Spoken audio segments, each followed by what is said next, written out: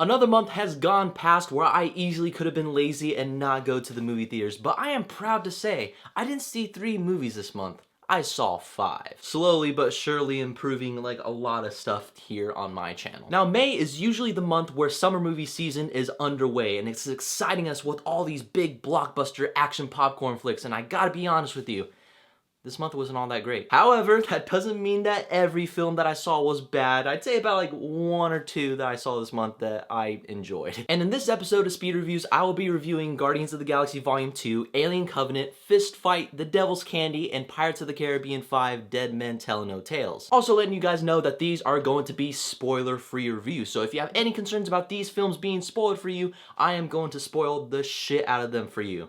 No, I'm just kidding. That's why it's called spoiler free. I'm not gonna do that. Now with that being said, let's talk about the first film that I saw this month, and that is Guardians of the Galaxy Volume 2. And in this installment, we see the return of the Guardians of the Galaxy, while at the same time we learned about Peter Quill's heritage and where he came from, while they get into this huge space adventure where they're being hunted down by gold people. Now Guardians 2 is the 15th film in the Marvel Cinematic Universe and is once again directed by James Gunn. And I was really excited on what he was gonna do with these characters again. Now I absolutely had a blast with the original Guardians of the Galaxy, and initially that gets you excited for the sequel. And I'm sad to say that Guardians of the Galaxy Volume 2 was very disappointing for me. The story in itself was pretty sloppy as it was going from like one section to another and didn't really have a consistent flow with some of the characters. When it was going for like a pivotal scene in the film, it just immediately cuts over to another character's story arc, which I would say that's on the editing's fault as well, but that also interferes with the particular tone that this film was going for. The story was pretty interesting on Star-Lord's part, but everybody else's story kind of got in the way of what made the Guardians as a team, such as the Sovereigns, or you know, as the Gold People.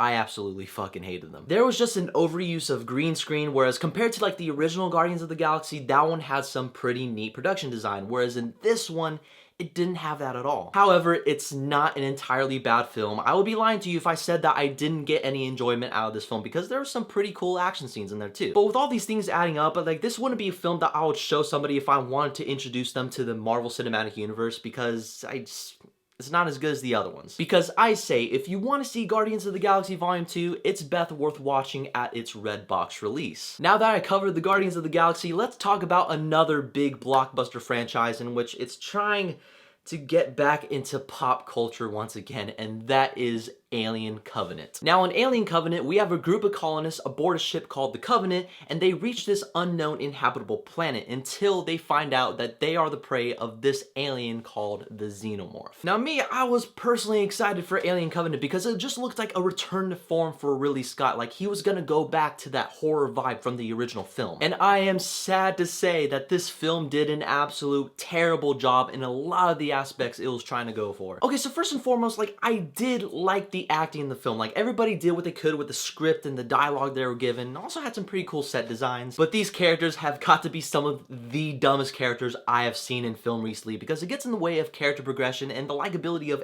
any of these people. Any horror moment that this film was trying to go for comes across as comedic because just how ridiculous the buildup is. And then the Xenomorph, he sadly shows up at the last part of the film, and I'm just really disappointed that they made him not terrifying, because this creature is one of the most horrifying creatures in cinema history. And the fact that he's not scary, like, are they trying to piss people off? Whatever tone that they're trying to go for, whether it be horror, comedic, action, it just misses its mark entirely. I cannot recommend this film to anybody. But I will say, if you want to watch Alien Covenant, it's worth seeing at the Netflix release. Now that Alien Covenant is covered, let's talk about a film that actually came out in February, but I saw last week, so I'm a little bit late to the party, and that is Fist Fight. In this film, it follows a story of a teacher played by Charlie Day, and after he gets into this huge scandal with another teacher played by Ice Cube, they plan this huge brawl after school, and Charlie Day, he doesn't want to be a part of it. Now, I had no expectations when it came to this film. Like, I rarely heard anything about it. I just went into this completely blind.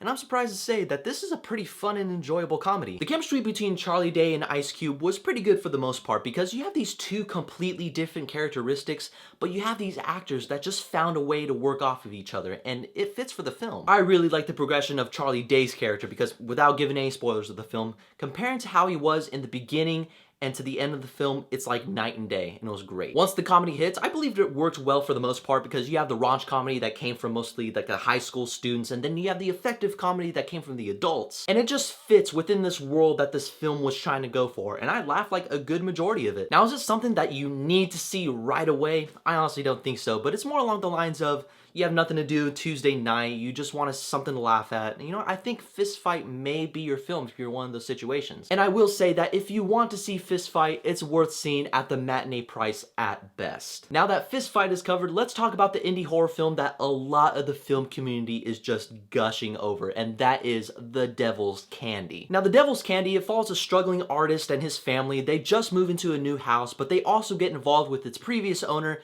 also with a demonic presence that haunts its surroundings. Now again, The Devil's Candy is another film that I had zero expectations over. I just went in with a fresh mind, hoping for it to be good, and I am glad to say that this is the best film that I have seen this month. The Devil's Candy is a very effective film in what it was trying to go for. If it wanted to be terrifying, it could be terrifying. If it wanted to be dramatic, it can be dramatic. The actors did a really good job displaying fear and concern on what was going on inside the house, especially like the main dude played by Ethan Embry, I think that's how you say his name.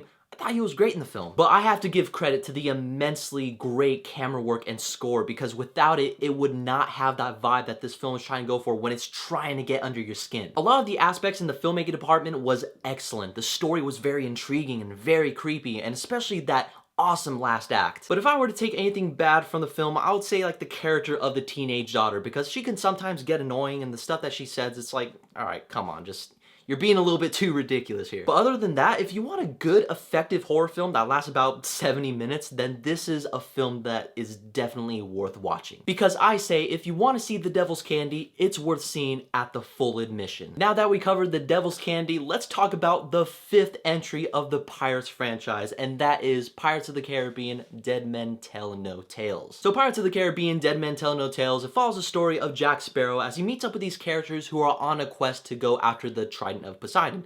But along the way, they meet up with a ghost captain named Captain Salazar that has a grudge against Jack Sparrow, so he ultimately wants to kill him. Again, it's the 5th entry of a franchise that's based off of a theme park ride, so you just want some cool, entertaining popcorn action fun, and although it is fun, I will admit it, I cannot say that it is a good film. We see Jack Sparrow being Jack Sparrow, but they don't really do anything new or exciting with the character because he's basically been the same since the last 2 films. I just want to see some progression within the character, but ever since this franchise turned this character into like the central focus, that's when the franchise just went downhill. There wasn't anything memorable about any of like the action or the characters, although it was fun and entertaining to watch, but by the end of it, you're just like, well, who are they and who are they, and what was the whole point of that? It had the same problem that I had with the Guardians of the Galaxy Volume 2, because it had an overuse of green screen, none of the special effects were used as a means to tell its story, it was all flash but no context. I wanted to like this film, I really do, because I want this film series to be good, but at this point,